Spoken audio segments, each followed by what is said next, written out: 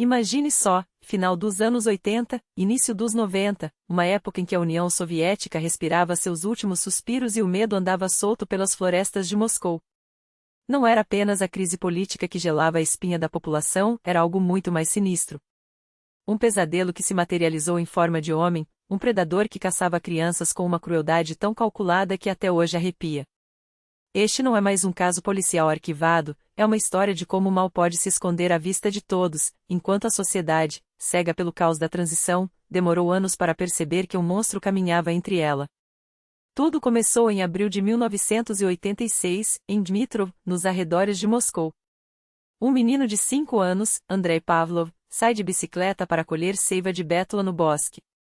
Horas se passam, a noite cai, e o que deveria ser um simples passeio infantil vira um pesadelo, a bicicleta abandonada, uma lata de seiva jogada no mato, e nenhum sinal da criança.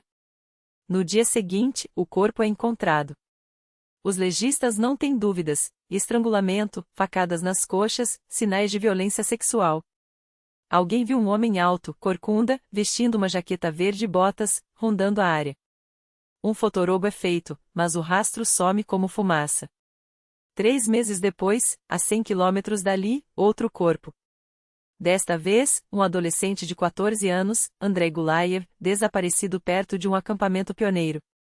O que encontraram foi além do horror, decapitação, órgãos genitais removidos, o abdômen rasgado por 23 facadas.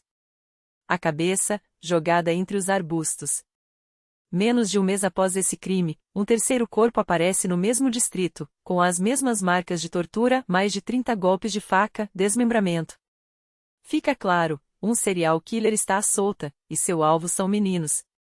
Aqui entra um detalhe macabro que virou lenda. Um amigo de uma das vítimas jurava ter visto o assassino, um homem alto, com uma cicatriz no rosto e uma tatuagem intrigante, um punhal enlaçado por uma serpente, com a palavra Fischer ao lado. A polícia corre atrás da pista, mas o testemunho desmorona, o garoto confessa que inventou tudo.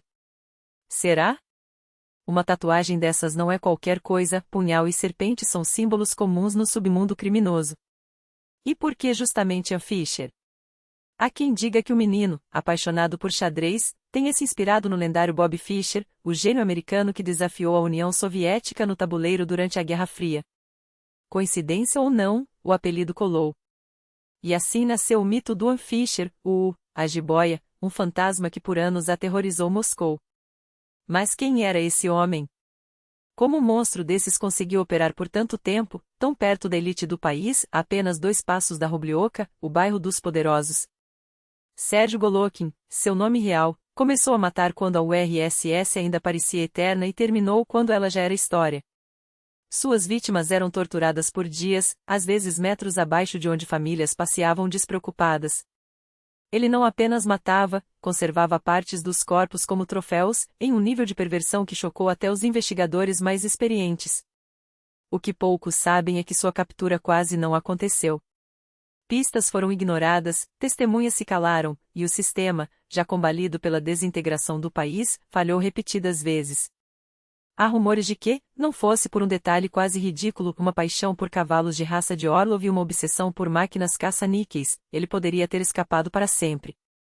E mais, sua conexão com o assassinato de outro ícone dos anos 90, o jornalista Vladislav Lechiel, sim, o mesmo que revolucionou a TV russa antes de ser executado em seu próprio prédio, adiciona camadas ainda mais sombrias a essa teia. Hoje, revisitando arquivos esquecidos e depoimentos perdidos, perguntamos: era possível pará-lo antes? Por que um país inteiro demorou tanto para enxergar o óbvio? E como um homem como Golokin, que chegou a ser confundido com um fugitivo da justiça nos Estados Unidos, conseguiu se mover como uma sombra por tanto tempo? Esta não é apenas a história de um assassino. É um retrato de uma era em que o caos político abria brechas para que o mal florescesse. Uma época em que a linha entre herói e vilão se borrava, afinal, enquanto Fischer, o xadrezista, era idolatrado por desafiar o sistema soviético, Fischer, o monstro, usava esse mesmo nome para semear terror. E ambos, cada um à sua maneira, deixaram marcas que a Rússia nunca apagou. Se você acha que conhece todos os detalhes desse caso, prepare-se, há muito mais por trás dos arquivos empoeirados. E a verdade, como sempre, é mais perturbadora do que a lenda. O monstro não foi encontrado. E assim, Como um espectro, ele se dissolveu no imaginário coletivo, transformando-se em algo ainda mais aterrorizante do que a realidade. Nos anos 80, enquanto a perestroika prometia transparência, os arquivos do caso permaneciam selados, alimentando o mistério. Os poucos vazamentos que escapavam pelas frestas do sistema davam origem a lendas, figuras distorcidas, mitos urbanos que cresciam como ervas daninhas entre o concreto soviético. Até uma canção de bardos, daquelas que se cantavam à luz de fogueiras com amigos, foi sequestrada pela sombra de Fischer. Vesher Brodit Polesny Doroshon, a noite vaga pelas trilhas da floresta, virou, na boca do povo, Fischer Brodit Polesny Doroshon. A versão original? Quase ninguém lembra. A do assassino? Todos repetiam como um mantra. Assim nascem os mitos. De um nome inventado por um menino apavorado, surgiu o mais famoso pesadelo criminal da URSS.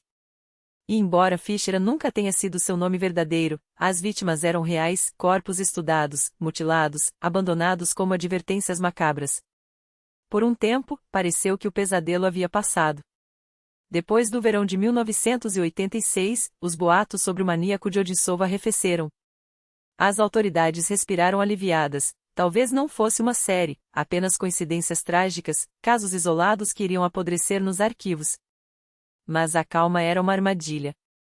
Em setembro de 1987, Sergei Strokin, um menino de 10 anos, desapareceu. Ele deveria ter pegado o trem com a mãe em Perkuchovo, mas nunca voltou. A milícia registrou o caso, porém, na época, ninguém o conectou aos crimes de 1986. Quase um ano depois, seus restos foram encontrados e a verdade explodiu como uma granada. A perícia não deixou dúvidas. Sergei fora esfaqueado 10 vezes, com a ponta da lâmina cravada em seu crânio. Os órgãos, novamente, haviam sido removidos. A causa da morte? Asfixia. O modus operandi era idêntico. Não era um déjà vu. Era o retorno do demônio que todos achavam ter esquecido. As autoridades relutavam em unir os casos. Afinal, admitir que um serial killer ainda estava solto e agora mais ousado era um golpe demolidor. Mas em 1991, o inferno voltou a cuspir corpos. Desta vez, Roma, 14 anos, e Lyosha, 11, desaparecidos perto de uma parada de ônibus em Bolshieve-Aziome. Um ano depois, em outubro, foi a vez de Nikita, 13, sumir ao voltar da casa da avó em Gorky, 10. Todos encontrados com os mesmos sinais: estupro, mutilação, asfixia. Só que, desta vez, o assassino deixou algo a mais, um pedaço de pele salgada do menino. Não era um troféu. Era uma mensagem. Uma provocação. Os investigadores, veteranos de crimes hediondos, ficaram paralisados. Por que salgar a carne de uma criança? Era um ritual. Uma forma de preservar as suas vítimas? Ou apenas a arrogância de um predador que agora brincava de charcuterie com corpos infantis? Moscou tremia. Não eram apenas os subúrbios assombrados, era o coração do poder. Odissovo não era um distrito qualquer. Era o refúgio da nata soviética, onde dachas de líderes como Malenkov, Khrushchev e Gorbachev se misturavam a residências governamentais. Agora, os restos de crianças apareciam a poucos quilômetros dos palácios onde a elite tomava vodka e decidia o destino de milhões. A pressão sobre os investigadores era brutal. O assassino, que a milícia chamava internamente de a jiboia, não apenas matava como também zombava. Os corpos exibiam marcas de estrangulamento, daí o codinome sinistro. E em 1992, com pelo menos 6 vítimas confirmadas, uma coisa era certa: o jogo havia mudado. O monstro não era mais um amador. Ele evoluíra. Antes, abandonava os corpos em clareiras, quase como se quisesse que fossem encontrados. Agora, enterrava-os. Desmembrava-os. E, pior, tinha um local. Um esconderijo onde podia torturar, dissolver, trabalhar sem pressa. Um porão. Um galpão abandonado. Um garagem isolada. As pistas apontavam para alguém com acesso a veículo, afinal, várias crianças haviam desaparecido perto de pontos de ônibus, onde poderiam ter aceitado carona. E havia outro detalhe perturbador: o assassino conhecia anatomia. Cortava com precisão cirúrgica. A lista de suspeitos se estendeu: açougueiros, taxidermistas, veterinários, funcionários de abatedouros. Aquele sal grosso usado na pele de Nikita? Era o mesmo empregado em curtumes e matadouros. Só em Odinsovo, havia cerca de 200 fazendas de criação de cavalos e cada uma delas, um possível esconderijo para um carniceiro humano. A caçada estava aberta. Mas como prender uma sombra que já havia escapado uma vez? Os investigadores, entre eles, o lendário Mikhail Bakin, o homem que ajudara a desmascarar Chikatilo, sabiam que estavam diante de um inimigo diferente. Chikatilo era um comilão, um assassino em série que matava por fome e ódio, sem método. Este era metódico. Selecionava meninos. Planejava. E, acima de tudo, aprendia. Cada crime era uma lição para o próximo. A pergunta que ecoava nos corredores do KGB não era se ele mataria novamente. Era quando. E quantos mais teriam que morrer antes que a URSS, ou o que restava dela, conseguisse finalmente encerrar o jogo de xadrez mais macabro de sua história? O distrito de Svenigorod, com suas fazendas de criação de cavalos, incluindo a raça Orlov-Trotter, símbolo de resistência e elegância na equitação russa desde o século XV, não era um detalhe aleatório nesse quebra-cabeça sangrento. Era um palco. Um lugar onde a tradição se misturava ao horror, onde a excelência no trato com animais escondia algo muito mais sombrio. E foi justamente ali, nas sombras desse legado equestre, que o Udal, a serpente que esmagava suas vítimas com precisão cirúrgica, encontrou seu refúgio perfeito. O Moskovski Konizavod, o célebre Aras Moscovita, era um daqueles lugares que a investigação já havia revirado não uma, mas duas vezes. Operativos do KGB e depois da milícia civil vasculharam cada estábulo, cada escritório, cada funcionário. Nada. Nenhum sinal do predador. Como era possível? A resposta, como sempre, estava nos detalhes que escapavam. Sergei Golokin, zootécnico de primeira categoria, especialista em seleção genética, trabalhava ali. Mas não morava.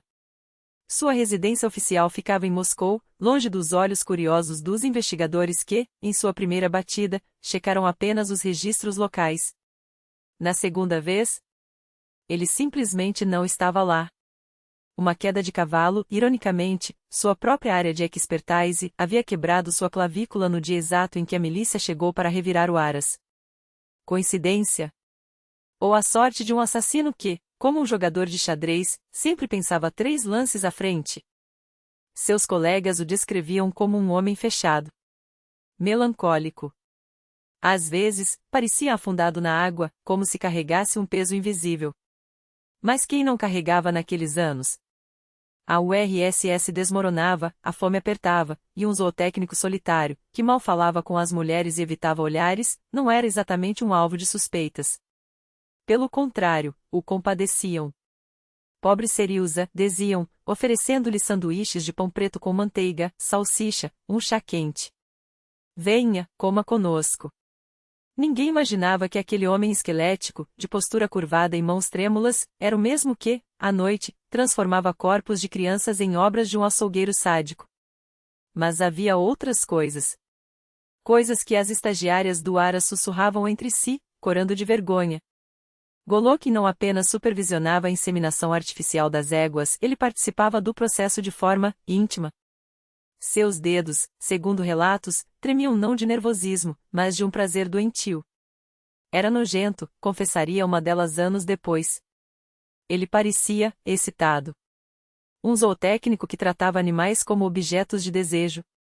Um homem que conhecia a anatomia não por livros, mas por prática. E agora, finalmente, as peças começavam a se encaixar. Enquanto isso, em Moscou, o Udal havia voltado à caça. Setembro de 1992. 3 meninos, Yura, Denis e Vadik, todos de 12 e 13 anos, moradores de Gorodok 10, desapareceram após mais uma viagem de trem até o salão de flippers do Beloruski Vokzal. 2 dias se passaram. Uma semana. Até que, em uma clareira perto de Odinovo, cogumelos apodrecidos escondiam algo muito pior: 3 corpos mutilados. Os olhos arrancados. A pele do rosto descolada como máscaras macabras. E, pela primeira vez em 6 anos, o assassino havia errado. Não por negligência, mas por arrogância. Desta vez, ele deixou uma testemunha.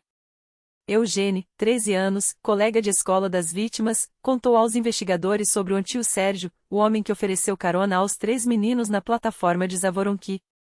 Eles foram com ele. Eu não quis. Uma frase simples. Uma confissão que, em segundos, transformou um zootécnico invisível no principal suspeito do caso. 6 anos de buscas, dezenas de vítimas, e no fim, tudo se resumia a um detalhe: um homem que caía de cavalo na hora certa, que conhecia demais sobre carne e ossos, e que, agora, não tinha mais para onde correr. A armadilha estava armada. E o Udall, pela primeira vez, sentia o nó da forca se apertando em seu pescoço. Por trás daquele olhar febril, porém, esconderiam-se não apenas os delírios de um sádico, mas também os métodos meticulosos de um predador que transformará o crime em rotina. Mas isso é uma história para diante. Voltemos a outubro de 1992, quando a detenção de G se converteu no mais autêntico thriller policial, um quebra-cabeça de versões conflitantes, pressões institucionais e um jogo psicológico onde um único erro poderia soltar o monstro de volta às ruas. Os investigadores já sabiam, aquele homem à frente deles, com suas mãos calosas de quem lida com carne e ossos, era quase certamente ou, como alguns o chamavam nos bastidores. Mas sem provas irrefutáveis, arriscar uma acusação direta seria como jogar com fogo. Bakin, o veterano que já havia enfrentado o demônio de Rostov, Chikatilo, conhecia bem o preço de um deslize. Desta vez, não bastaria a intuição. Precisavam de uma confissão. E para extraí-la, a equipe de Kostoyel arquitetou uma operação psicológica tão precisa quanto um bisturi. Acontece que, segundo Bakin, o plano foi sabotado antes mesmo de ser executado. As forças locais, aqueles que sempre aparecem quando o cheiro de glória está no ar, teriam agido por conta própria. A versão oficial. Gin foi detido sem aviso prévio, portando uma faca ensanguentada e um pedaço de carne que, mais tarde, revelar-se-ia, carne de cavalo. O maníaco, é claro, não se apressou em confessar. Os exames confirmaram, não era sangue humano. A milícia, então, tentou segurar o suspeito por 48 horas sob a acusação de resistência à prisão, mas a incerteza pairava no ar. E se soltassem o homem errado? Quem assumiria a responsabilidade? Foi quando uma mulher tomou a decisão que mudaria tudo. Natália Smoleeka, supervisora da milícia de Odissovo, a mesma que participará dos interrogatórios, olhou nos olhos de Bakin e respondeu com uma frase que ecoaria como um veredicto: vamos arriscar. Uma escolha que, no roteiro da vida real, soa tão dramática quanto qualquer cena do seriado onde, não por acaso, a protagonista também se chama Natália e também vem da promotoria de Odissovo. Mas as semelhanças terminam aí. Não houve agentes infiltrados no KPZ, Centro de Detenção Temporária, subornados com chocolate e conhaque, como boatos insistiam em espalhar. Bakin desmente a lenda: enquanto Guinha marinava na cela, a equipe conseguiu um mandato para revistar seu garagem. E foi aí que o pânico do zootécnico se tornou sua sentença. Porque o que havia naquele galpão não era apenas o arsenal de um açougueiro, era o laboratório de um carniceiro humano. O protocolo de busca é um catálogo de horrores: um machado, panos ensanguentados, uma faca de acampamento com manchas marrons, uma escotilha camuflando a entrada para um porão. E dentro dele? Uma banheira infantil com resquícios de tecido carbonizado, paredes salpicadas de sangue, uma bacia com fragmentos de pele queimada, 2 ganchos com argolas cravados na alvenaria. Uma blusa ensopada em sangue, arame, uma lâmpada de solda, cordas, escalpelos, seriga, vaselina, preservativos. Não era um porão. Era uma câmara de extermínio onde as sessões de tortura duravam horas e onde, se mais de uma vítima caísse nas mãos do algoz, as crianças eram forçadas a participar do suplício umas das outras. Um menino foi obrigado a chutar o banco debaixo dos pés de um amigo pendurado e o outro, a assistir enquanto o corpo do companheiro era esquartejado. G não via suas vítimas como seres humanos. Para ele, eram carne. Literalmente. Cortava e queimava obscenidades em seus peitos, como fazia com os cadáveres de cavalos em seu trabalho. Chegou a experimentar canibalismo, mas, ironia macabra, o gosto não agradou. Como aquelas crianças chegavam até aquele antro? A partir de 1988, o método estava aperfeiçoado. O maníaco rodava pela região em seu Ziguli beige, oferecendo carona a adolescentes que faziam autostop para voltar da estação. na conversa, propunham um trabalho fácil ou um assalto simulado. Se topassem, pedia que se escondessem no porta-malas para não chamar atenção. Uma tática que lembra outro de nossos impacientes, Cesi Witzel, que também caçava lixo social, androgados, ladrõezinhos, os indesejáveis. G, por sua vez, justificava seus crimes como uma limpeza do genofo. Mas a verdade é que sua primeira vítima nem sequer era um criminoso, apenas um menino que recusou entrar no jogo. A solução: uma faca no pescoço e a ordem para rastejar até o porta-malas. O que começou como caçadas ao ar livre, próximo a acampamentos pioneiros, virou uma produção industrial de morte após 1988, quando o zootécnico comprou o carro e equipou o porão. Agora, o inferno ficava a poucos metros de seu local de trabalho, em uma acomodação fornecida pela administração da fábrica onde trabalhava. Um detalhe sinistro: o galpão ficava tão perto de sua residência funcional que, tecnicamente, ele podia andar uma voltinha entre um turno e outro. E o resto? O resto é puro manual do sadismo clássico. O prazer não vinha apenas da tortura física, mas da humilhação absoluta. Guin adorava revelar sua identidade às vítimas. Ouviu falar do? Sou eu. Anunciava que elas morreriam, deliciando-se com o terror nos olhos daqueles meninos. Guardava troféus, um crânio, relógios, correntes, crucifixos e, já na delegacia, tentou descartar no vaso sanitário os últimos vestígios de suas vítimas, como se pudesse apagar as provas junto com a água. Os troféus me faziam reviver as sensações, confessaria mais tarde. Cada objeto era um atalho para o êxtase de ouvir os gritos, ver o sangue, sentir o poder absoluto sobre vidas que, para ele, não valiam mais que um animal abatido. Mas de onde nasce um monstro desses? Sergei Guin veio ao mundo já marcado, nasceu com uma deformidade no tórax, em estado de asfixia. A falta de oxigênio no parto, um detalhe que, como vimos no caso de Anatoly Sliko, pode deixar cicatrizes invisíveis no cérebro. Coincidência? Talvez. Mas é impossível ignorar que, décadas depois, Guin repetiria o mesmo padrão, pendurar e estrangular suas vítimas, como se reencenasse seu próprio trauma de nascença. Seu sistema imunológico, frágil desde a infância, o deixava à mercê de doenças constantes, resfriados, distúrbios intestinais, enurese noturna. São coisas que não matam, diriam muitos. Mas para uma criança, cada noite molhada, cada febre, cada risada abafada dos colegas é uma facada na autoestima. E quando a família já carrega o peso de doenças mentais, casos de parentes internados, vozes que ninguém mais ouve, o solo está fértil para que a loucura floresça. Só que, na superfície, nada disso transparecia. Guin era o zootécnico quieto, o funcionário exemplo. O pai biológico de G, um ex-presidiário sem grandeza no crime, não era um monstro de pesadelo, mas também não tinha a menor capacidade de criar um filho. Não havia orgulho nas conquistas de Sergei, apenas um olho crítico que escaneava a cada falha, como se o menino fosse um projeto mal acabado de um homem forte. E foi nesse contexto que começou o endurecimento, anduchas geladas não para fortalecer o corpo, mas para plantar o medo. G odiava aquele ritual. Evitava-o como podia. Estudava bem, até se formou com medalha de prata, mas na escola era uma sombra, o garoto cinzento que ninguém notava. Fechado, sem destaque, lembrava, vocalista do, seu colega de classe. Não havia bullying, porque Guin simplesmente não existia para os outros. Sobre o que falar com ele? Esportes? Não. Música? Passava longe. Meninas? Ele as evitava como se fossem portadoras de uma praga. Em vez disso, mergulhava cada vez mais fundo em seu mundo interior, um mundo que, aos 12, 13 anos, começou a se tingir de cores sádicas. Ele descobriu um prazer doentio em imaginar o sofrimento alheio, colegas queimando vivos, gritos abafados, corpos se contorcendo. Não havia evidências de que esses mesmos colegas o tivessem magoado, ao contrário, a escola era apenas um vazio entediante. Mas a mente de G precisava de estímulo e encontrou-o em fantasias cada vez mais elaboradas. Entre elas, uma se destacava, a imagem de fascistas torturando jovens partisans, ecoando as brincadeiras ande nos acampamentos pioneiros. Era como se seu cérebro, ávido por sensações, testasse limites invisíveis. E logo, como sempre acontece, as fantasias começaram a vazar para a realidade. A primeira vítima foi um gato do quintal. Guin o torturou até a morte com uma precisão metódica. Depois, vieram os peixes do aquário, não por fome, mas por curiosidade mórbida. O que acontece quando a água ferve com eles dentro?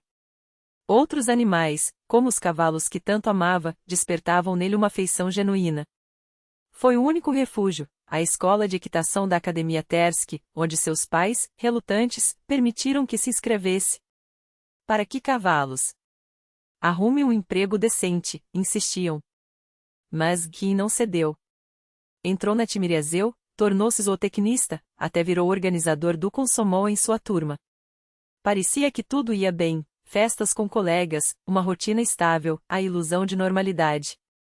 Talvez o gato e os peixes tivessem sido apenas desvios passageiros, se não fosse por uma noite, no início dos anos 80, que se gravou em sua memória como uma cicatriz. Ele caminhava para o hipódromo, tranquilo, quando uma gangue o abordou. Tem cigarro? A pergunta banal que precedeu os socos. Bateram-lhe na cabeça com força suficiente para arrancar dentes, mas não para matá-lo. G levantou-se sozinho, lavou o sangue, voltou para casa. Sua mãe o levou ao posto médico. Não foi nada grave. Mas, para ele, foi uma declaração de guerra. Passou semanas procurando os agressores, alimentando um ódio que, em vez de se dissipar, metamorfoseou-se em algo mais sinistro. Eu imaginava como os torturaria antes de matar, confessaria mais tarde. O desejo não era apenas vingança, era prazer. E, como um vírus, esse prazer só crescia. Aqui, seria tentador dramatizar, esse foi o momento que criou o monstro. Mas a verdade é mais terrível. O incidente foi apenas o combustível que o motor já em funcionamento precisava. Guy não se tornou um sádico naquela noite, ele apenas encontrou uma desculpa para liberar o que sempre esteve lá, como, que estrangulou uma estranha depois de ser rejeitado pela mulher amada. Lógica? Nenhuma. Mas o cérebro humano é mestre em justificar o injustificável. O já rastejava dentro dele há anos. Aquela surra apenas lhe deu um pretexto. E ainda assim, o monstro não agiu de imediato. Houve falhas. Tentativas abortadas. Em um exercício militar perto de Tver, perseguiu um homem de 30 anos no bosque, mas não conseguiu alcançá-lo. Depois, imobilizou um adolescente que colhia cogumelos, apertou sua garganta, sentiu o corpo debater-se, até que um grito agudo paralisou, não. Guin soltou a presa e fugiu. Não por remorso, mas por frustração. A sensação não era suficiente. Precisava de mais.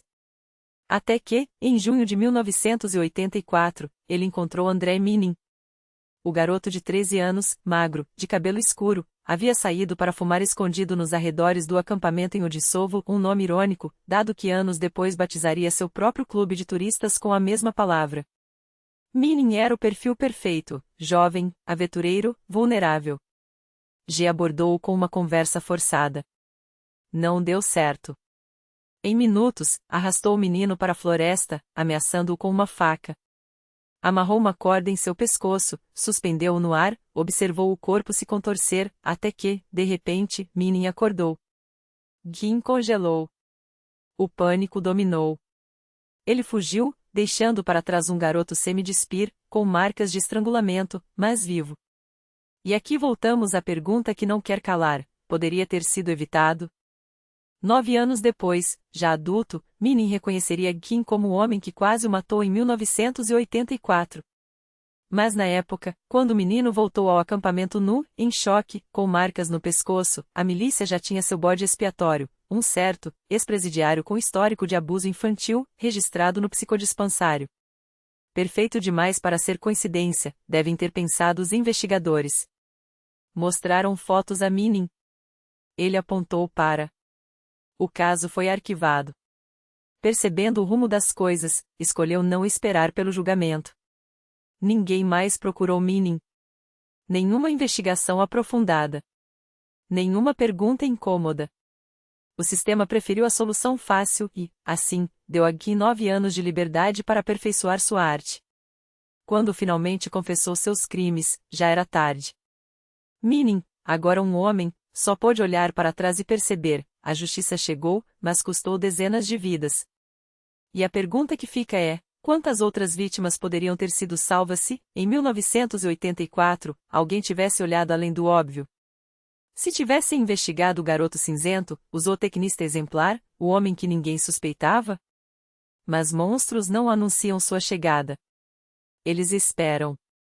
E quando o momento chega, eles matam. O monstro não precisava de máscaras. Ele agia à luz do dia, entre risos e conversas triviais, enquanto planejava cada detalhe de seus crimes. Foi assim com o adolescente que, sem desconfiar, aceitou ajudar um conhecido a carregar umas batatas.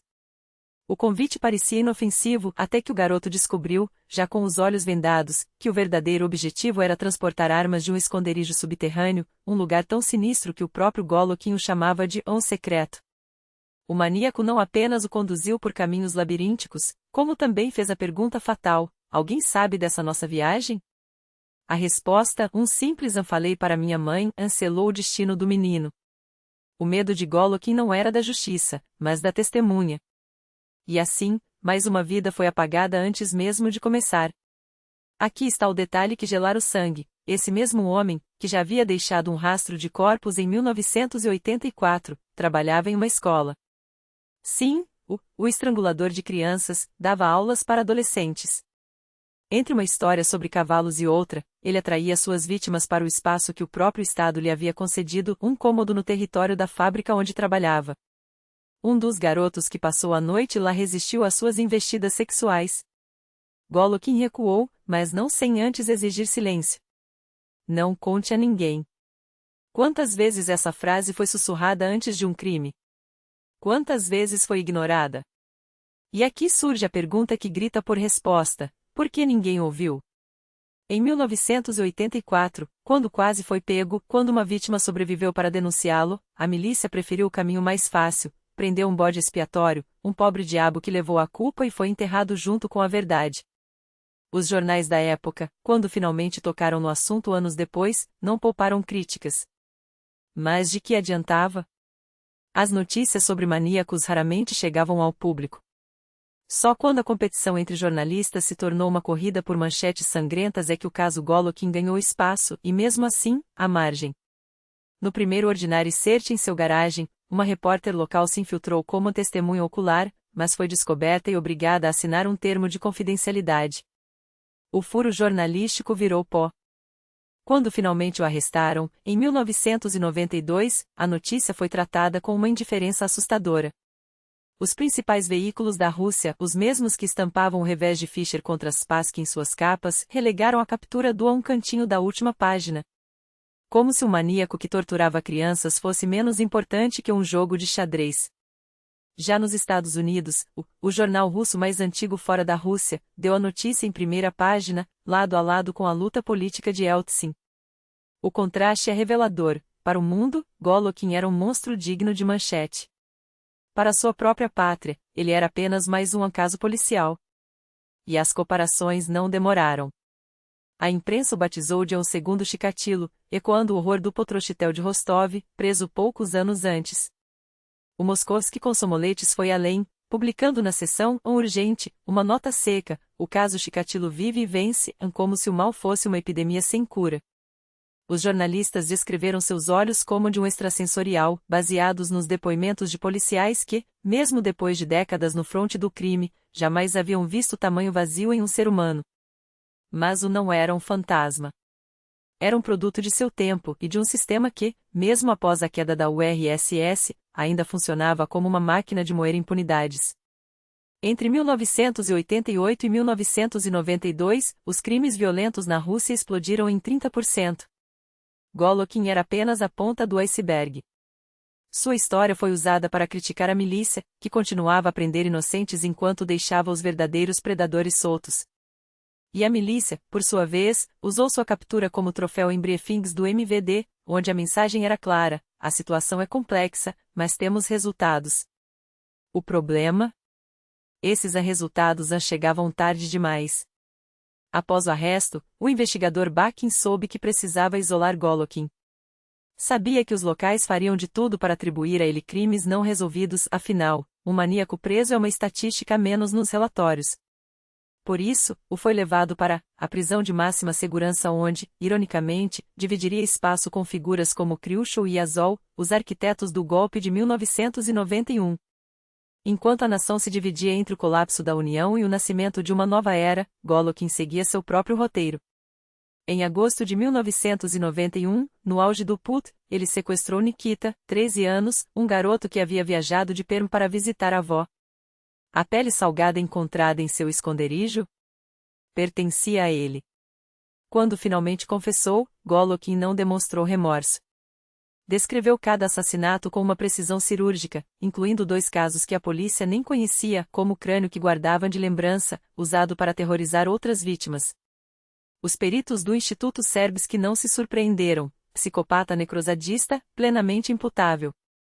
Afinal, quem planeja uma câmara de tortura no porão, faz pausas estratégicas para evitar suspeitas e escreve cartas à mãe admitindo eu sou um merda, e você sabe disso ou não é um louco. É um predador que soube, por anos, jogar com as regras de um sistema podre. O julgamento foi fechado. As autoridades temiam repetir o circo midático do caso Chikatilo, onde o horror se transformou em espetáculo. Golokhin, acusado de 11 assassinatos, estupros e roubos, usando troféus, relógios, crucifixos, correntes que colecionava de suas vítimas, assistiu ao processo com uma calma perturbadora. Seu advogado, em um exercício fútil, tentou usar seu arrependimento e as cartas de recomendação do trabalho como atenuantes. Mas ninguém ousou questionar o veredicto dos psiquiatras. Não havia o que discutir. A sentença já estava escrita no sangue de suas vítimas. E desta vez, não haveria escapatória. A Golokhin, a pena máxima foi decretada, fuzilamento. Mas a execução poderia nunca ter ocorrido. Enquanto o caso do monstro de Uva ainda ecoava nos corredores do poder, Oleg Bakhtin, o investigador que desvendou seus crimes, já mergulhava em outros escândalos estes, porém, tingidos de política. Em 1993, a Rússia ardia nas chamas do conflito entre Boris Yeltsin e o Soviete Supremo, um embate que terminaria com tanques bombardeando a Casa Branca, o parlamento russo, e dezenas de mortos nas ruas de Moscou. Bakhtin fazia parte da equipe da Procuradoria-Geral que investigava os distúrbios de outubro, um eufemismo para o banho de sangue que selou o destino da democracia nascente. E quem esteve no centro dessa tempestade? Viktor Yerin, então ministro do Interior, cuja lealdade inquebrantável a Yeltsin e o relatório que entregou ao presidente um ano antes dos tiros pode muito bem ter definido o rumo da história. Um ano depois, quando Golokhin aguardava sua sentença, Bakhtin estava ocupado com outro caso explosivo, o assassinato sob encomenda do jornalista Dmitry Sholodov, do Moskovsky Komsomoletes, morto por uma bomba em seu próprio local de trabalho. As manchetes de outubro de 1994 mal mencionavam o veredicto do maníaco, a primeira página era dominada pelo jovem repórter cuja morte permaneceria não resolvida até hoje. Mas Bakhtin não tinha tempo para lamentações. Na primavera daquele mesmo ano, ele desmontou outra farsa política, a queda de Viktor Cherepkov, prefeito de Vladivostok, acusado de receber propina e deposto em um raid teatral da milícia. Cherepkov, um adversário ferrenho do governador Nazdratenko, viu seu caso desmoronar quando Bakhtin descobriu que as provas haviam sido fabricadas e quem pagaria por isso? Os próprios policiais que orquestraram a armadilha. Enquanto o investigador desvendava a podridão no Extremo Oriente, a milhares de quilômetros dali, Golokhin era preparado para a Câmara da Morte. Para Bakhtin, não havia dúvida, alguns crimes eram irreversíveis. Quando um homem prova sangue pela primeira vez, nada o detém, diria mais tarde. Não é questão de reabilitação. É questão de sobrevivência da sociedade. Mas nem todos pensavam assim. Em maio de 1996, no auge da campanha presidencial, Boris Yeltsin assinou um decreto gradual para reduzir a pena de morte, um movimento calculado. A Rússia, ávida por ingressar no Conselho da Europa, precisava assinar a Convenção Europeia dos Direitos Humanos, e seu sexto protocolo, que abolia a pena capital. O problema? A assinatura só viria em 1997. Até lá, Yeltsin jogou sujo, simplesmente parou de analisar os pedidos de clemência. Sem sua assinatura, nenhuma execução poderia ser realizada. 3 anos depois, o Tribunal Constitucional decretou um moratório, uma medida temporária e técnica, supostamente até que todas as regiões tivessem júris populares. Uma mentira conveniente. Porque quando os júris finalmente chegaram, ninguém mais falou em retomar os fuzilamentos. Há quem diga que Yeltsin, em um acesso de fúria, rejeitou pessoalmente o pedido de clemência de Golokin. Afinal, o hangaragem do horror ficava perto de sua dacha em Barvica. Bobagem. O maníaco havia protocolado seu recurso antes de Yeltsin parar de lê-los, e foi rejeitado como todos os outros. Os números, porém, são implacáveis. Nos primeiros 8 meses de 1996, a Rússia executou 53 pessoas. Há quem suspeite que, antes do moratório, o Estado apressou uma limpeza nos casos mais hediondos. Verdade ou teoria da conspiração? Impossível saber. Mas um fato permanece: Golokin não viveu para ver a abolição. Em uma de suas últimas cartas à mãe, escrita com uma caligrafia impecável e pontuação cirúrgica, ele confessou: tenho vergonha de escrever esta carta. Vergonha de receber seus pacotes. Sinto-me como um alienígena. Todas as pessoas têm esposas, filhos, mulheres amadas. Você consegue imaginar como é conviver com aqueles cujos filhos eu matei da mesma forma? Esses crimes não se perdoam. Nem devem ser perdoados. Sua única esperança, escreveu, era que seus desvios de saúde fossem reconhecidos, uma redenção tardia, uma desculpa médica para o incontestável. Mas os psiquiatras do Instituto Serbsky já haviam falado: Golokin era são. São o suficiente para morrer. Oficialmente, Sergei Golokin foi fuzilado na prisão de Butyrka, ou em 2 de agosto, ou em 2 de setembro de 1996. A data exata segue classificada. Mas isso pouco importa. O que importa é que o Udall recebeu o que merecia. Quanto ao fato de ele não ter sobrevivido até o moratório, que cada um tire suas próprias conclusões. Afinal, a justiça, às vezes, não espera por papéis assinados. Ela age quando deve. E, no caso de Golokin, agiu.